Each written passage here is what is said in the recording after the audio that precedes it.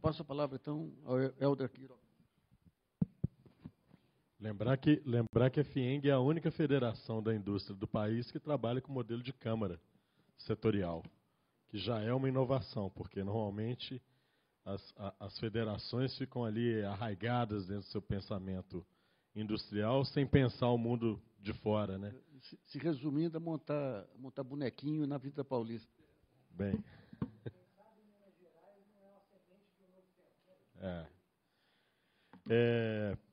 Então, Nassif, primeiro uma honra estar aqui, visitando o P7 pela primeira vez, embora eu já conheça esse projeto desde da planta inicial. Mas, bem, para colocar, eu acho que ficou até bem claro nas falas anteriores assim, o quanto que o audiovisual tem ganhado peso nesse cenário. Eu, obviamente, sou um pouco refratário ao termo economia criativa. Eu acho que não existe um consenso sobre o que é economia criativa, nem os seus inventores, os ingleses e tal, que criaram esse termo, não tem consenso sobre isso, mas a gente sabe que orbita aí dentro do campo da criatividade, do pensamento, ou como o Marco Antônio falou, do conhecimento. Acho que mais economia do conhecimento tem mais a ver do que economia criativa, que acaba virando um jargão para colocar muita coisa. A gente fez até um debate recente, extenso, que a gente estava fazendo a programação, o plano estratégico da Câmara até 2023, e entramos exatamente nesse debate sobre a questão. Mas, independente disso, o audiovisual é o carro-chefe da economia criativa no mundo inteiro. Isso não há a menor dúvida, considerando o audiovisual na sua versão ampla do conceito de audiovisual, né? Áudio e visual. Então, a música está dentro dessa história. Inclusive, a música faz parte de 50% da tensão dramática dos filmes em qualquer narrativa cinematográfica. Mas como a gente está aqui falando de indústria, eu também queria retomar um pouco que é o seguinte: o audiovisual, o cinema, é a primeira arte industrial feita na história da humanidade. Então, ela surge exatamente no bojo de 1800 ali, nas tensões do processo industrial, e todo esse contexto também da questão da formação de uma mão de obra precária, a exploração do capital, todo esse movimento, o cinema surge dentro desse processo. Então, acho que agora que a gente está vivendo a revolução digital, ou seja, que é um novo marco também do processo, né, do capitalismo, da indústria de consumo, o audiovisual também está dando um novo salto. Então, acho que é interessante observar o audiovisual dentro do seu ponto de vista histórico, mas também na sua perspectiva de vanguarda na atualidade. Como é que a gente passa? Eu trouxe uma apresentação assim, mas obviamente eu estava até... aí, viu? Tecnologia é outra coisa, né, Rodrigo? Eu trouxe uma apresentação, estava até o Fred Paulino estava aqui, se ele tiver, que ele me desculpa, a apresentação não é boa para o povo de design me criticar depois. Mas é um pouco falar isso, né, que o mercado audiovisual, um pouco que o Ângelo Oswaldo falou há pouco, é um mercado que cresceu nos últimos tempos, em toda a sua esfera, a cadeia produtiva do audiovisual. Eu brinco sempre, quando eu vou para a FIENG fazer alguma reunião com alguma câmara diferente, eu falo assim, a cadeia produtiva do audiovisual é muito mais complexa que a cadeia produtiva da abóbora. Certo? Assim, não é só pegar... Embora a da abóbora também seja complexa, mas a do audiovisual é mais complexa, porque ela vai desde o campo de pesquisa, que vai estar lá na pesquisa de linguagem, de narrativa, dentro das universidades, nos mestrados sobre Akira Kurosawa, Glauber Rocha e tudo mais, como vem até a tecnologia de ponta espacial, onde nós estamos fornecendo dados para a instalação da sonda que acabou de pisar em Marte agora, tem pouquíssimo tempo. Então, a audiovisual está ali. Se recebemos as imagens de Marte, é porque havia audiovisual. Então, assim, a galera de TI que trabalha junto com a turma de audiovisual está na ponta do desenvolvimento tecnológico no planeta. Então, assim, é importante ver a extensa linha de abrangência da cadeia produtiva do audiovisual, que envolve, obviamente, formação e capacitação, indústria de base, toda uma gama imensa de empregados, de pessoas que trabalham nesse campo. Então, com o surgimento da TV, da lei que a gente chama, de maneira mais burlesca, da lei da TV a cabo, né, que criou o programa Brasil de Todas as Telas, é que permitiu que esse segmento chegasse a um crescimento de 150% em relação aos modelos anteriores de desenvolvimento do audiovisual. Eu estou com um dado, o Rodrigo está com um dado mais atual do que o meu, porque eu também peguei essa apresentação, estava um pouco defasada, mas em 2014 o setor gerou 24,5 bilhões de reais em renda para a economia no Brasil, registrando uma expansão de 9% ao ano, e agora as estimativas é que em 2018 nós vamos fechar o ano com 10% de crescimento na economia. Não tem nenhum setor da economia brasileira que cresce com essa curva vertiginosa para cima. Então, assim, há de se olhar para esse segmento com bastante cautela e com bastante interesse, porque, de fato, é um segmento que está olhando para uma vanguarda. Agora, está olhando para uma vanguarda a partir de uma política pública. Também é importante dizer isso. Eu acho que, talvez, pegando um pouco o bonde na crítica que estava sendo feita aqui aos modelos de desenvolvimento da política pública, ou ao papel do Estado na geração ou a promoção da economia, de segmentos da economia criativa, a questão é muito simples. Você tem que ensinar o cabra a entrar, mas ele também tem que aprender a sair. Mas essa é a política pública consciente. É a política que dá um instrumento para o cidadão pescar, entende? Ele aprende a pescar, ele não recebe o peixe. Então, quando há críticas a uma política meio assistencialista, é porque ela, de fato, ela não dá fim. Ela é uma porta de entrada, mas não tem porta de saída. E a política que a Ancine criou, ela tem porta de entrada e de saída, ao ponto em que o investimento que está sendo dado para o setor audiovisual esse ano, se não me falha a memória, está na ordem de 1 bilhão e 300 milhões de reais.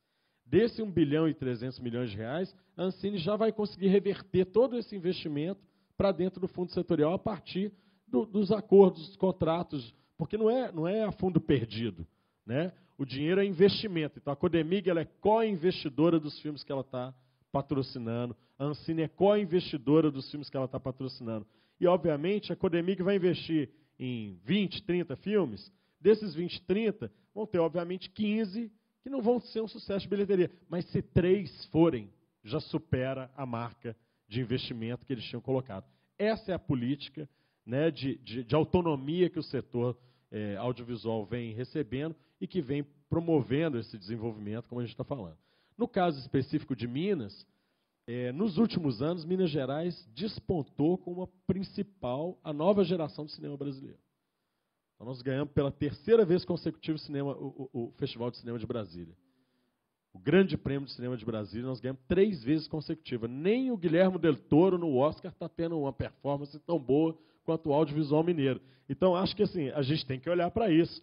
Para além de Cannes, nós estamos representando o cinema nacional em Cannes, em Roma, dos grandes festivais internacionais, Annecy, na França, nós estamos recebendo, nossos filmes estão nas concorrências competitivas, estão ganhando prêmios, estão recebendo homenagens. Agora há pouco também o filme Luna, do Cristiano Aze, ganhou um prêmio importantíssimo agora em Salvador, principal festival de Salvador, da Bahia. Então, essa presença também, além do investimento feito, mas a resposta que o setor dá em termos de adesão de público, não precisa nem falar do Dia do Galo, né? Eu sou atleticano, mas todo mundo aqui pelo menos ouviu falar. Quem é cruzeirense ouviu falar, a distância não quis chegar perto. Mas o Dia do Galo foi um sucesso de bilheteria em Minas Gerais. É uma marca. Então, esse quadro é o que nos leva a crer que a terra de Humberto Mauro está renascendo dentro do cinema brasileiro. Então, isso é um importante ponto para mencionar. Alguns dados aqui, e aí vem um problema seríssimo do cinema, da indústria criativa, da economia criativa de uma maneira geral. Obviamente, o pessoal de TI está muito mais avançado do que a gente nesses temas, porque eles também desenvolvem os próprios aplicativos, softwares e tal, para desenvolver as próprias pesquisas. Então, eles têm uma certa autonomia nesse campo. Mas o maior problema nosso são dados indicadores primários. A gente não tem. A cultura não trabalha com dados indicadores primários desde aí não posso nem falar, porque senão depois o Juca Ferreira vai vir atrás de mim falar que na gestão dele fez. Mas a gente não tem esses dados primários, são tão importantes para alimentar a malha do interesse privado e também das políticas públicas. Então, por exemplo, aqui nós temos dados aproximados, né? Número de salas de cinema, que daí talvez o Marco Antônio, se ele está mais ou menos por aí, não está? 87 cinemas, 199 salas de cinema. O número de produtoras é maior, não é 281, a gente já deve estar com em torno de 350 a 400 produtoras de audiovisual em Minas, sendo que 92% das produtoras de audiovisual de Minas Gerais estão em Belo Horizonte. Então, a importância também do trabalho estratégico dentro da capital mineira para um olhar para o interior, né, que é a política de regionalização. Nós temos somente 3 distribuidoras em atividades em Minas. Isso é um problema gravíssimo. Festivais temos 15, sendo deles 3 que são de referência nacional e internacional, 3 escolas de formação audiovisual, sendo uma delas a mais antiga de cinema de animação da história do Brasil, que é a Universidade Federal, com a Escola de Belas Artes, é a escola mais antiga de cinema de animação no Brasil. E a trajetória nossa na formação audiovisual é marca também histórica no cinema brasileiro. Minas Gerais foi o estado que criou a primeira escola superior de cinema do Brasil, com o Padre Massotti na PUC Minas. Depois veio Brasília com Paulo Emílio Salles Gomes. Então, você tem uma vocação também de Minas Gerais, que não é só nos dados acadêmicos, da capacidade de ensino e pesquisa, como também na formação artística dentro da economia criativa, que eu acho que isso é muito importante, é um dado fundamental. 10 projetos aí orbitando, e aí a Contato é um deles, voltados à formação audiovisual, né, projetos dedicados à formação de público, formação de base técnica do audiovisual, um museu da imagem e do som, que é aqui da Prefeitura de Belo Horizonte, 13 entidades representativas do setor. Isso é marca fundamental. Nem São Paulo tem isso. 13 entidades representativas do setor. Isso aí mostra-se um grau de organização setorial, que a Fernanda Machado falou isso mesmo. Antigamente, tinha a Daniela Fernandes, do Fórum de Festivais, ela falava que era o ódio visual, de tamanha rivalidade que existia dentro do setor audiovisual, que era a turma do cinema de arte e a turma do cinema tradicional. Num dado momento era fácil, eu falar, gente, nós não temos que discutir nem gênero, nem estética, nós temos que discutir condições de trabalho e crescimento de mercado. A partir desse momento, o consenso entre o setor, e aí, mais uma vez, eu gosto de mencionar, mas a Câmara da Indústria da Comunicação e do Audiovisual e do TI, que a gente não pode esquecer do TI, não pode esquecer, virou um espaço diplomático para o diálogo setorial do audiovisual que permitiu unificar as demandas do setor em prol de um desenvolvimento mais ativo. Vamos falar disso aí. Tivemos 3 pesquisas de diagnóstico situacional que não trabalharam com dados primários, trabalharam com dados secundários. Um deles, inclusive, eu acho que foi parceria da Codemig com o Sebrae, não é isso, Marco?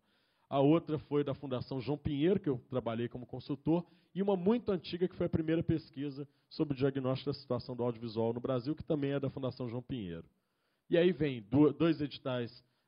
7 editais de fomento, que depois eu vou listar, todos eles, um é da Prefeitura de Belo Horizonte, os demais foram nessa parceria Codemig com o Governo do Estado, 2 fundos de fomento, que são da estrutura da lei, e 2 leis de incentivo. Aqui a gente tem um quadro, que é a fonte do Database Filme B, que é hoje talvez a maior fonte de informação sobre o cinema nacional, falando um pouco sobre o mercado de Minas Gerais, né? Então, 853 municípios, estimativa, mas você tem uma renda per capita por público, sabe? A presença do público médio dentro da sala de cinema. E isso, com o advento do Netflix e da entrada da TV por assinatura, houve uma queda também. Por quê? Porque o cinema, como a gente conhece a sala tradicional de cinema, ela deixou de ter o fetiche da experiência, coisa que os franceses estão agora renovando. Os franceses agora não estão mais investindo em produto cultural, estão investindo em vivência. E a vivência talvez vai ser o maior produto agregado da economia criativa das próximas décadas. E dentre a vivência está a experiência da sala de cinema. Só que aí a gente tem que modificar a experiência da sala de cinema, como a experiência da música ao vivo. Certo? Assim, não é todo o estado, tem um clube do choro, como Brasília tem, que é uma experiência, né? É o clube da esquina aqui.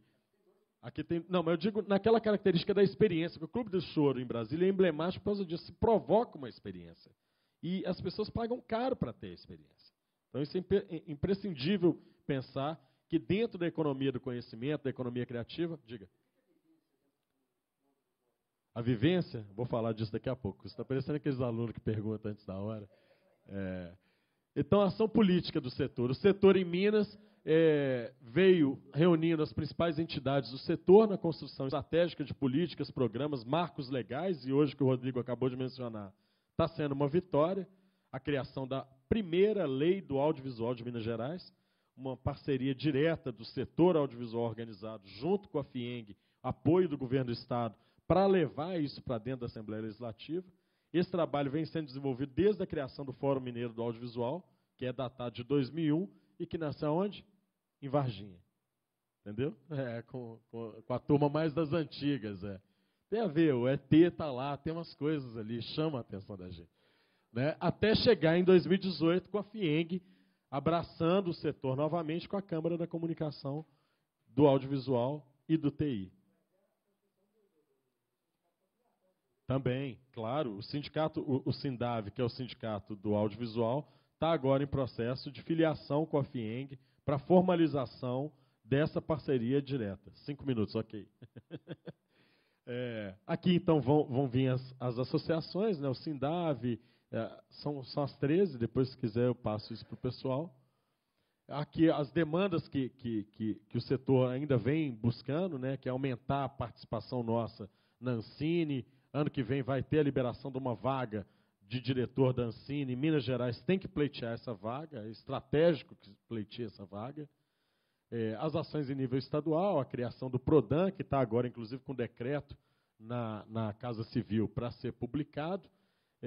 As políticas setoriais. E no município, ontem tivemos uma reunião do setor com o prefeito Calil, discutindo sobre as políticas municipais de desenvolvimento do audiovisual, e julgou-se uma provocação ali de que Belo Horizonte seja a capital do cinema no Brasil.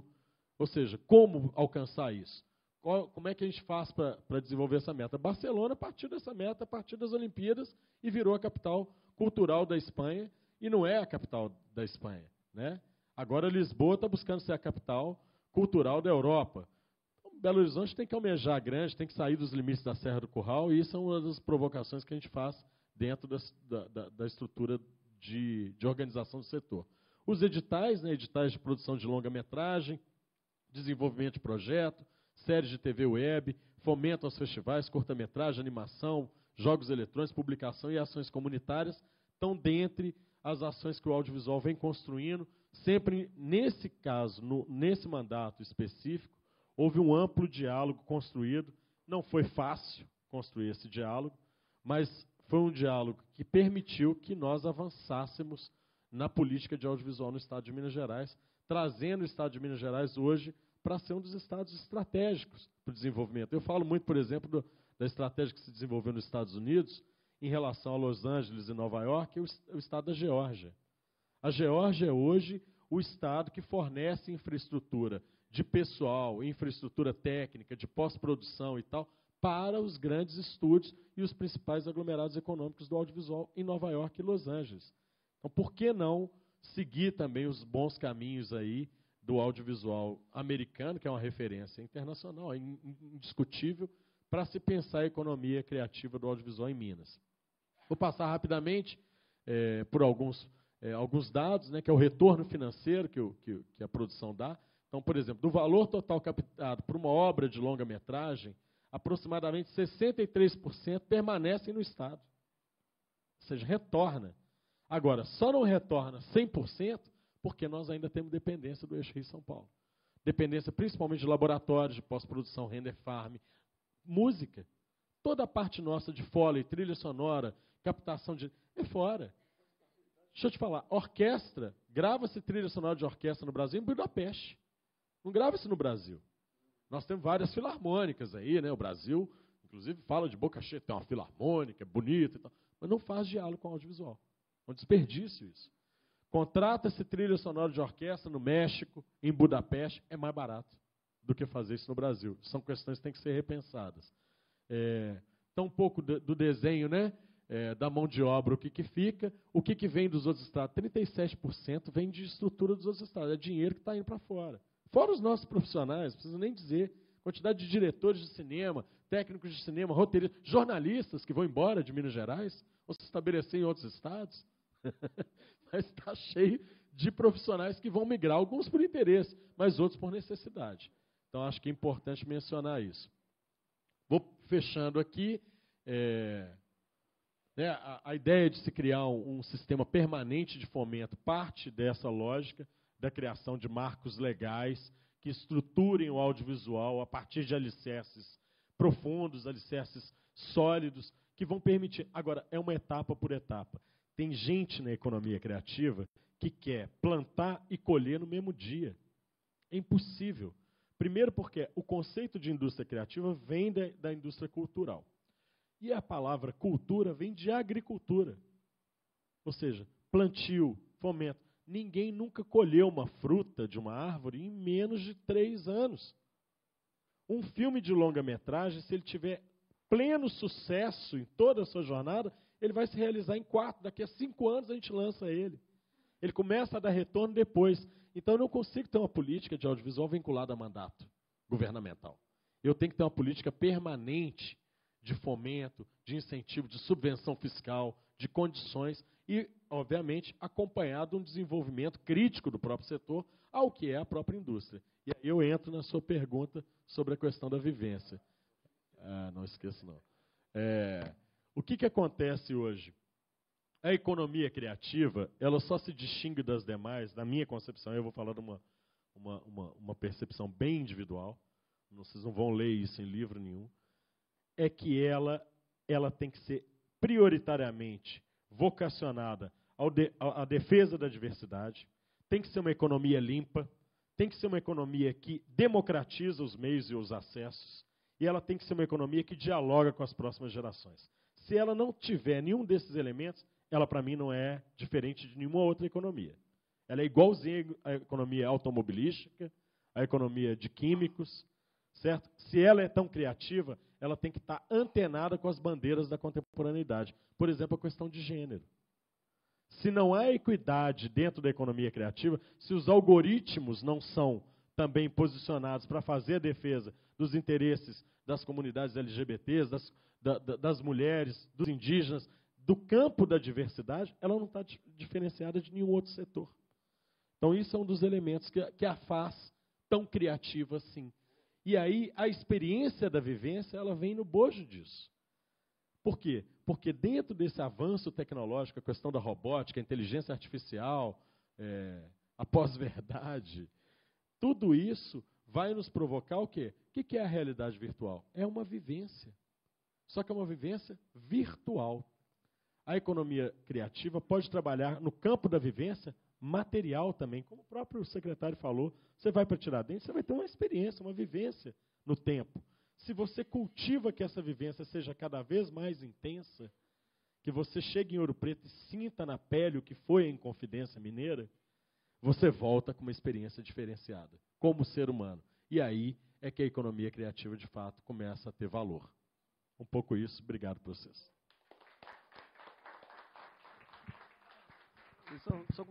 Já te passo.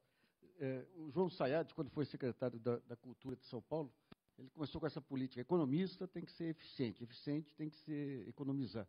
Eu tive um almoço com ele, ele falou... Não, ele tinha ido para a Cultura já, para a TV Cultura. Ele tinha saído da Secretaria da Educação, da Cultura e ido para a TV Cultura. Ele falou, não, é bobagem esse negócio de ficar filmando OGESP aí. Eu tenho um DVD lá, da Alemanha, lá que tem... Eu falei, não é possível, o secretário da Cultura. Outra coisa, os indicadores. Quando o Gil subiu lá para o Ministério, o Juca me procurou, que não tinha indicadores. E pediu ajuda para ver como que podia fazer. Eu conversei com o pessoal da Poli, lá em São Paulo, montou toda uma metodologia.